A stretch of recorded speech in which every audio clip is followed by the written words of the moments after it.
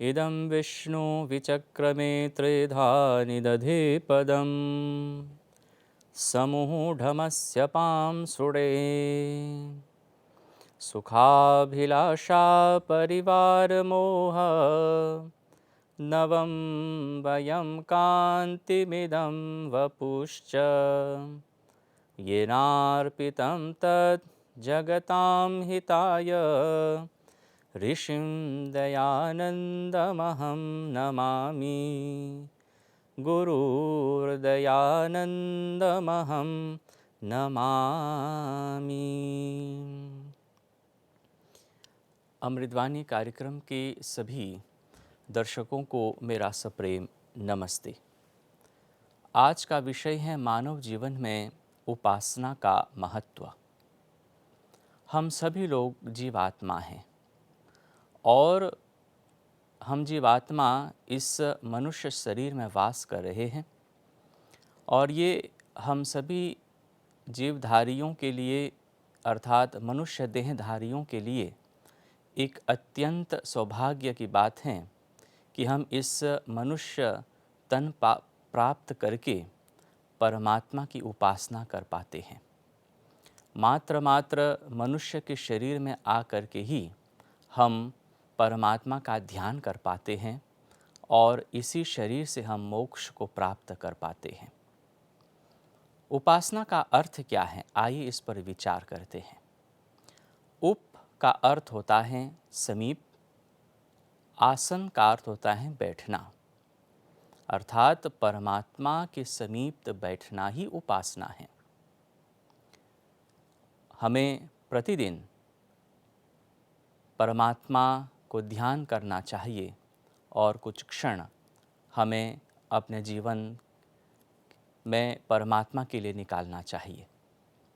उपासना के बारे में वर्णन करते हुए ऋग्वेद के प्रथम मंडल के प्रथम सूक्त का 7वां मंत्र कहता है, ओम उपत्वाग्ने दिवे दिवे दोषस्तर्भिधिया वयम नमो भरंत एमसि।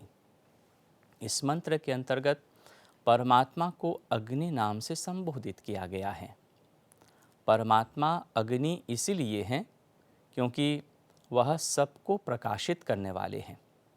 वह सदैव आगे बढ़ने के लिए प्रेरणा देने वाले हैं और सदैव सबके उपकार के लिए होते हैं।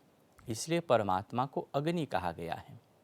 अतः स्वप्रकाश स्वरूप उपासनीय परमात्मा से प्रार्थना किया जा रहा है, वयम हम दिवे दिवे प्रतिदिन दोषावस्तः रात्रि और दिवस में परमात्मा की उपासना करें। कहने का भाव यह है कि ऐसा कोई भी दिन न निकले जिसमें हम परमात्मा की उपासना न करें। इसलिए मंत्र ने कहा, दिवे दिवे हमें रोज प्रतिदिन परमात्मा की उपासना करनी चाहिए। परंतु 24 घंटे में तो हम पूरे 24 घंटे परमात्मा की उपासना नहीं कर पाएंगे। अगर कोई ब्रह्मचारी है तो उसको विद्या अध्ययन भी करना चाहिए। गृहस्थी हैं तो धनार्जन के लिए भी उनको निकलना चाहिए कुछ समय। घर के काम काज में भी कुछ समय निकालना पड़ता है। इसीलिए वेद मंत्र ने कहा दोषावस्तः कि प्रातःकाल और सायंकाल में अवश्य रूप से हमें परमात्मा की उपासना करनी चाहिए। प्रातःकाल जब रात्रि और दिन का मिलन होता है, उस संधि बेला में, पवित्र बेला में परमात्मा की उपासना करनी चाहिए। पवित्र भाव से परमात्मा को ध्यान करना चाहिए। और उसी प्रकार जब दिवस काल और रात्रि का मिलन होता है सायं में, तब भी हमें परमात्मा की उपासना विधिवत करनी चाहिए। किस प्रकार? तो मंत्र ने कहा धियाः। धी का अर्थ होता है बुद्धि, अर्थात बुद्धि पूर्वक ही परमात्मा की उपासना करनी चाहिए। बुद्धि का सीधा संबंध ज्ञान से है और उपासना का भी सीधा संबंध ज्ञान से ही है। सर्वप्रथम हमें परमात्मा को जानना चाहिए। तो किस प्रकार हम परमात्मा को जानेंगे? तो कहा गया है स्वाध्याय से।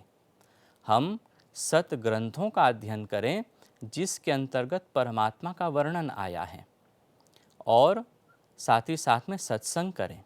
जो आप्त विद्वान पुरुष ईश्वर को जानते हैं उनके साथ रहें और उनके साथ रह करके यह ज्ञान प्राप्त करें कि परमात्मा कैसा है। अतएव प्रतिदिन सायं और प्रातः हम परमात्मा की उपासना करें। और साथ में अंत में कहा गया है, नमो भरंत एमसि, हम नमस्कार पूर्वक परमात्मा की उपासना करें। बार बार हम उनके प्रति श्रद्धा भाव उत्पन्न करते हुए उनके सामने विनम्रता प्रकट करें। कभी हम जीवन में अनेक प्रकार के भौतिक सुख सुविधा अर्जित कर लेते हैं, धन धान्य आदि से हम परिपूर्ण हो जाते हैं और हम में घमंड आ जाता है। तो बार बार जब परमात्मा की हम उपासना करते हैं, परमात्मा को नमस्कार करते हैं, तो ये भाव उत्पन्न होता है कि हमसे बड़ा और कोई है, परमात्मा है। अतएव हमें नमस्कार पूर्वक अर्थात हमेशा उनके सामने झुकते हुए अपने जीवन को सफल बनाना है, तभी हम मसीह उनको प्राप्त कर पाएंगे, उनकी उपासना कर पाएंगे। ऋषि दयानंद जी ने संध्योपासना की विधि हमें दर्शाए हैं, किस प्रकार हमें संध्या की विधि संपन्न करनी चाहिए। यह विधि हमें उपासना के लिए तैयार करता है। आचमन, अंग स्पर्श, मार्जन, अघमर्षण आदि करते हुए हम शारीरिक और मानसिक रूप से तथा आत्मिक रूप से पवित्र होते हैं, तभी हम जाकर के परमात्मा की उपासना कर पाते हैं। और जब हम ईश्वर की उपासना करते हैं तो आत्मिक शक्ति बढ़ती है, मन में पवित्र भाव उत्पन्न होता है, और यह भी शिक्षा मिलती है कि मात्र धन उपार्जन करना ही हमारा जीवन का उद्देश्य नहीं है। हमें अपने परिवारजनों के लिए भी कुछ समय निकालना चाहिए और कुछ क्षण परमात्मा के लिए भी निकालना चाहिए। जिस प्रकार हम शरीर को पौष्टिक आहार से पुष्टि प्रदान करते हैं और औषधि, वनस्पति आदि जो जड़ी बूटियां हैं उनका सेवन करके हम अपने शरीर को बलिष्ठ बनाते हैं, उसी प्रकार स्वाध्याय के माध्यम से हमें अपने मस्तिष्क को बलिष्ठ बनाना है तथा उपासना के माध्यम से आत्मा को भी बलिष्ठ बनाना है, ताकि हमें आत्मशक्ति की प्राप्ति हो और हम जीवन के जितने भी प्रकार के दुख हैं उसका सामना कर पाए। अतः जिस गुण स्वभाव में परमात्मा है, उसी गुण स्वभाव से अगर हम परमात्मा की उपासना करते हैं तो वह गुण और स्वभाव हम में भी आ जाता है। जिस प्रकार परमात्मा परोपकारी हैं, उसी प्रकार जब हम परोपकारमयी परमात्मा की उपासना करते हैं तो हम में भी परोपकार का गुण आता है। जिस प्रकार परमात्मा दया करने वाला है, दयालु हैं, और परमात्मा को जब हम दयालु रूप में उपासना करते हैं तो उसी प्रकार हम में वह दयालु का जो सद्गुण है हम में आ जाता है।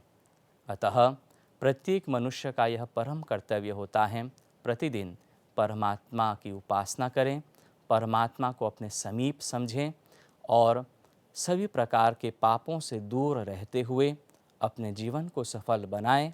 यही हमारा परम उद्देश्य है। यहीं पर हम अपने वक्तव्य को विराम कर रहे हैं। आप सभी दर्शकों ने ध्यानपूर्वक हम लोगों को सुना, इसके लिए बहुत धन्यवाद। ओम शांति ही शांति ही शांति ही।